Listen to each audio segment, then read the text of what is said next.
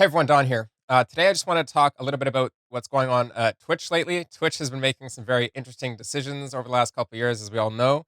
And as many of you may not know, I've been streaming on Twitch for a very long time. My Twitch is twitch.tv/I has a bucket.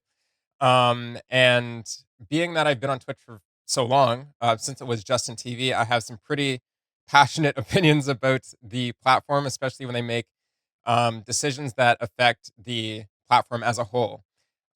Recently, they just came out with the Twitch Partner Plus program, which is such a just a slap in the face. Even the name of it is a slap in the face. Twitch has always been something where you know you stream towards the goal of partner, and at least for some people just do it as a hobby, which is fine. But for people who do want to progress in Twitch, you do it to get to partner.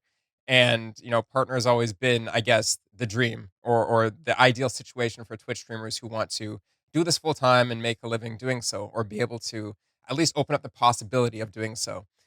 This is everything from making an income from subscriptions to donations to working with sponsors. And recently, not only are we going to discuss the Twitch Partner Plus program, but recently Twitch also made some changes to how streamers are able to interact with ads from third party vendors, I believe, or just sponsors in general, just as a more umbrella kind of topic, more general topic to kind of put that under. They've affected the way streamers can interact with sponsors, with ads on their stream, and people were definitely not happy about it. So the main focus is on the Partner Plus program, which they just launched, I believe, within the last week. It's been a couple days now, 1 or 2 or 3 days. Everything happened so fast that it's just a blur.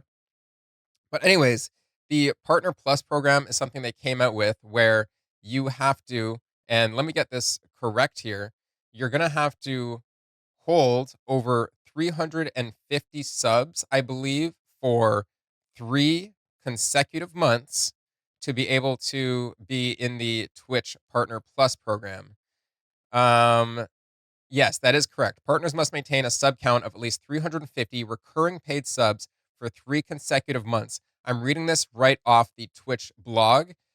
This was June 15th. So I can confirm this was just yesterday. Like I said, things happen so fast and my brain's in so many different places. It's hard to keep a track of everything.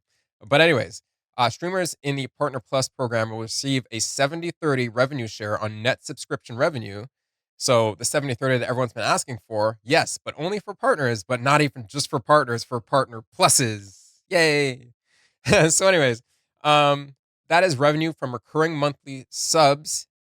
It says in brackets here and gift subs, but I want to put a little asterisk beside that, and I'll get back to that in just a minute. That's for 12 months up to 100K US dollars. And then the next line is to qualify, you must maintain a sub count of at least 350 recurring paid subs for 3 consecutive months. If we go back to Twitter real quickly, there are people across Twitter who have said that they've been had over like 4,000 subs, or there have been times where they've had thousands of subs, and not once have they had, like ever once, have they had 350 recurring paid subs, which is crazy. It really goes to show you that gifted subs do make up a majority of the subs that a lot of streamers with a big sub count have, and I've seen it myself on various streams. Um, it's it's insane. Like, honestly, it's great for those streamers, but it's very telling that to get such a high number of paid recurring subs is like a thing that less than like 5% of Twitch streamers are able to do, and more specifically, Twitch partners. Um, if you just search the term Twitch on Twitter, you're going to see all sorts of accounts of people um, saying the same thing with proof too. So here's one post, for example. Um, this comes from a person who averages 300 concurrent viewers, which is phenomenal. That's absolutely phenomenal. They have 1,000 monthly total subs. They have about, let's see here. Um, they're saying they have about 250 plus recurring paid subs, and that, you know, they've held about 1,000 subs for 6 plus months. Like, it's hard for people to break through. I know people in the music community, because I used to do music streaming, that I don't do much anymore, that I know people that have hit above 2,000 and 3,000 subs. And I would guesstimate that more than 70% of those are gifted subs rather than recurring paid subs. You'll see, you know, when people are dropping 100 gift subs at a time, it adds up pretty quickly. So there are also people who have been quicker than me and smarter than me to do the math behind how many streamers actually qualify for the Twitch Partner Plus program. Stream Charts also has had a tweet that's been retweeted copious times now, and it says how many streamers are technically eligible for the new Twitch Partner Plus program. During the last 3 months, 42.3 thousand partners were active on Twitch. Only 1,000 of them had 350 monthly subs. That's excluding Prime subs and gifted subs, because remember, it's only individual recurring paid subs. Um, they reckon, now you have to take this with a grain of salt, because Stream Charts says themselves that their numbers aren't completely accurate. But based on their numbers, they are saying that 2.5% of the 42,366 active Twitch partners over the last 3 months would qualify for the Partner Plus program. That's from March to May stats off Stream Charts. Um, the actual number is 1,066. That is how many streamers qualify for the program. Um, this seems a knee jerk, like the knee jerk reaction to this just seems like Twitch is a little bit tone deaf to what the community wants in general. Um, you know, it's hard to speculate from the outside not knowing their numbers, but we did get earlier, I'm not. I think it was last year that we did get the very public and hopefully still online. Hopefully Twitch hasn't taken it down, but it should be somewhere in their blog pages, in their public blog pages. The blog that came out that I actually have a video on. If you go back in my videos, I haven't spoken about Twitch for a long time, for a couple months now. But if you go back in my videos, you'll see that I do have a video that speaks about Twitch. Basically complaining about the cost of the service and what it takes to run Twitch in general. And this is further corroborated and repeated with the interview that Dan Clancy and Mike Minton had, I believe, yesterday, um, where they said, and this is also rampant around Twitter. The clip is going around Twitter where they said specifically that we give you the platform. And I don't want to take this out of the context, but this is something that Dan Clancy said, um, just to kind of justify what Twitch is doing, what Twitch is putting on the table, and kind of justifying their position and where they are right now. Uh, there are it's right now there are definitely competitors coming up in the space, you know. Quick Kick does exist, and regardless of how people feel about it, it is seemingly cementing itself in the streamer space. It doesn't seem like it's going anywhere. Hopefully it doesn't go the way of Mixer. I can't even remember how long Mixer lasted, but if you guys remember, if you had gone over to Mixer, please drop comments down below of your experience with that. If you've gone over to Kick and you've had a great experience so far, also drop comments down below on that, or if you came from Twitch, because this is a very interesting and tumultuous time in the industry. You'll It seems like Twitch is responding negatively to like a breakup. That's almost what it seems like, because um, you know, from just even a couple months before the previous Twitch CEO, Emmett Shear, was, I guess, just much more publicly active. And other various voices were just much more active and a little bit more, I guess you could say, transparent, or at least starting to communicate to the community, who was becoming increasingly and increasingly annoyed with the things that Twitch had been doing. For example, obviously the cut down to 50-50, especially for partners. We've had things like the deduction of benefits to Twitch partners For TwitchCon, I believe there's no benefits anymore. Um, you know, affiliates getting pretty much auto drafted into the new Twitch contract that is going to start in early July. So again, right now, the next 14 days are very telling of what people are going to decide to do, where people are going to decide to maybe take their communities or maybe, build new communities. I personally wish that YouTube would really just amp up their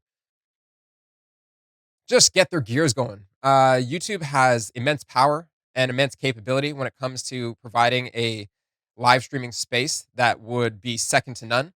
Obviously, the reason that I see even a lot of friends or even a lot of people that I'm connected with on Twitter, et cetera, and in the community, a lot of the things they say to quote unquote defend Twitch is like, I'm not going elsewhere because the community on Twitch is what I stay for, and no other place has as much as Twitch has.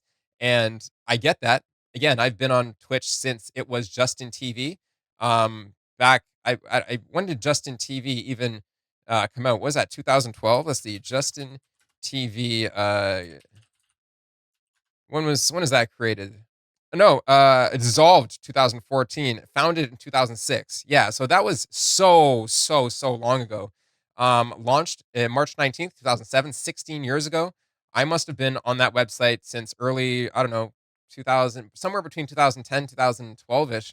And it's been such a journey so far, and it's hard to say goodbye to something that you've grown so accustomed to. So I totally get that for people who have those opinions. um, but for me, it's so much deeper ingrained than most. So, I think that, to offer up some sort of solution or some sort of fix for this, I think that perhaps what Twitch needs to do is honestly do a little house cleaning and get rid of people in corporate who have been making multitudes of decisions, multiple decisions that are, in my opinion, harming the trajectory of Twitch. I don't I really don't think, and I'm not gonna say that Twitch is dying. Like, I'm not gonna say it. That's not realistic right now. But it is realistic to say that, if Twitch is a ship, it's definitely onboarded some water, and they're trying to do things to stay at a certain point afloat. Like obviously they wouldn't take away, or they wouldn't deduct the split from 70/30 down to 50/50 for partners if there wasn't some sort of financial situation going on that they're trying to deal with on the inside, right? Um they wouldn't be taking away TwitchCon benefits if it wasn't some sort of cost, you know what I mean? Cost of doing business. Like it all comes down to numbers realistically. So these decisions are maybe decisions that they have to make kind of with their hands tied. Who knows? But what they do offer to the community publicly, and the reasoning that they give are pretty tone deaf. What I think they need to do is do some house cleaning, just get rid of some staff that seem to not get it, and maybe just do an entire restructuring of the business. Like, I don't mean a restructuring of what Twitch is. Twitch is a live streaming service. That's what it is. I just mean a restructuring of the strategy that goes behind these decisions.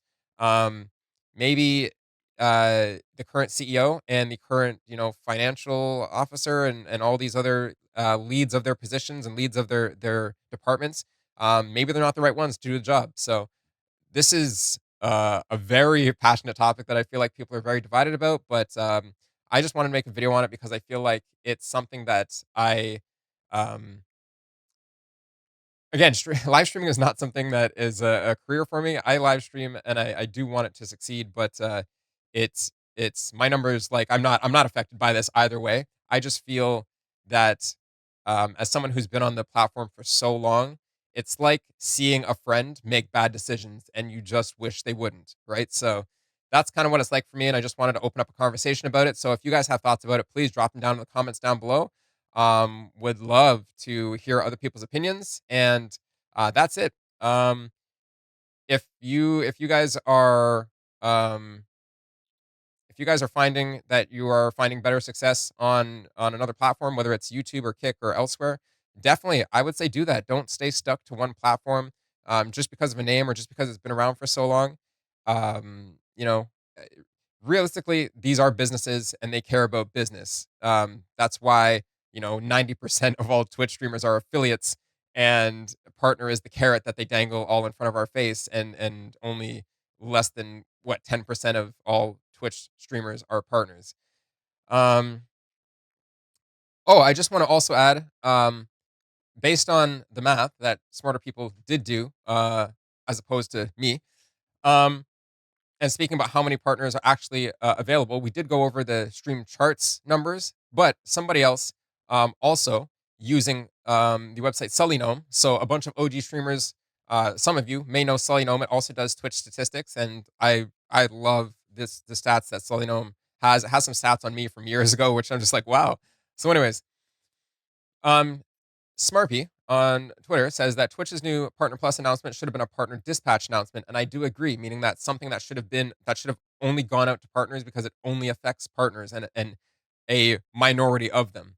So he says, this will in fact only affect the top 5 to 7% of all partners.